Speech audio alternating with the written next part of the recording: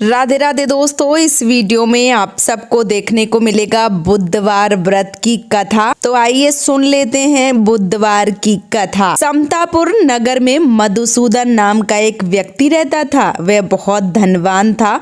मधुसूदन का विवाह बलरामपुर नगर की एक सुंदर लड़की संगीता के साथ हुआ था। एक बार मधुसूदन अपनी पत्नी को लेने बुधवार के दिन बलरामपुर गया। मधुसूदन ने पत्नी के माता पिता से संगीता को विदा कराने के लिए कहा। माता पिता बोले, बेटा आज बुधवार है, बुधवार को किसी भी शुभ कार्य के लिए यात्रा नहीं करते। लेकिन मधुसूदन नहीं माना। उसने ऐसी शुभ अशुभ की बातों को न मानने की बात कही। दोनों ने बैलगाड़ी से यात्रा प्रारंभ कर दी। 2 कोस की यात्रा के बाद उसकी गाड़ी का एक पहिया टूट गया। वहां से दोनों पैदल यात्रा शुरू कर दी।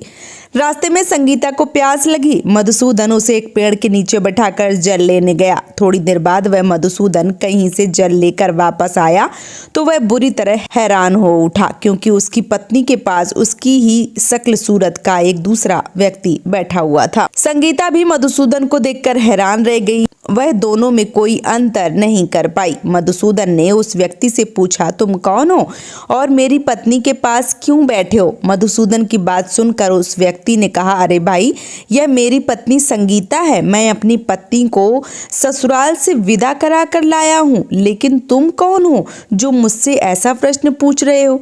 मधुसूदन ने कहा, तुम जरूर कोई चोर या ठग हो। यह मेरी पत्नी संगीता है। मैं इसे पेड़ के नीचे बैठाकर जल लेने गया था। इस पर उस व्यक्ति ने कहा, अरे भाई, झूठ तो तुम बोल रहे हो। संगीता को प्यास लगने पर जल लेने तो मैं गया था। मैंने तो जल लाकर अपनी पत्नी को पिला भी दिया है। अब तुम चुपचाप यहाँ से चलते बनो, नहीं तो किसी सिपाही को बुलाकर तुम्हें पकड़वा दूंगा। दोनों एक दूसरे से लड़ने लगे। उन्हें लड़ते देख बहुत से लोग वहाँ एकत्र हो गए। नगर के कुछ सिपाही भी आ गए।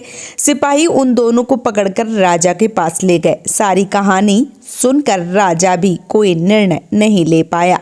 संगीता भी उन दोनों में से अपने वास्तविक पति को नहीं पहचान पा रही थी। राजा ने दोनों को कारागार में डाल देने के लिए कहा। राजा के फैसले से असली मधुसूदन भयभीत हो उठा। तभी आकाशवाणी हुई, मधुसूदन, तूने संगीता के माता पिता की बात नहीं मानी और बुधवार के दिन अपने ससुराल से प्रस्थान किया। यह सब भगवान बुद्धदेव के प्रकोप से हो रहा है। मधुसूदन ने भगवान बुद्धदेव से प्रार्थना की कि हे भगवान बुद्धदेव, मुझे क्षमा कर दीजिए। मुझसे बहुत बड़ी गलती हुई है। भविष्य में अब कभी बुधवार के दिन यात्रा नहीं करूंगा और सदैव बुधवार को आपका व्रत किया करूंगा। मधुसूदन की प्रार्थना से भगवान बुद्धदेव ने उसे क्षमा कर दिया। तभी दूसरा व्यक्ति राजा के सामने से गायब हो गया। राजा और दूसरे लोग इस चमत्कार को देखकर हैरान हो गए। भगवान बुद्ध की इस अनुकंपा से राजा ने मधुसूदन और उसकी पत्नी को सम्मान पूर्वक विदा किया।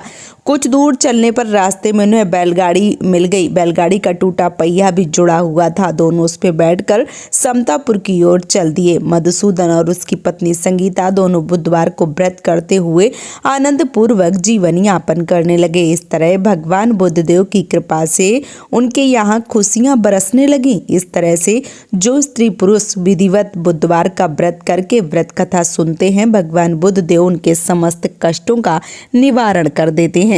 तो ये रही बुधवार व्रत की कथा। उम्मीद करती हूँ कि ये वीडियो आप सबको पसंद आया होगा। वीडियो पसंद आया है तो आप मुझे सपोर्ट जरूर करें, इस चैनल को सब्सक्राइब करके और वीडियो को लाइक करके। ऐसे ही और रोचक जानकारी प्राप्त करने के लिए मेरे चैनल से जुड़े रहें। राधे राधे दोस्तों।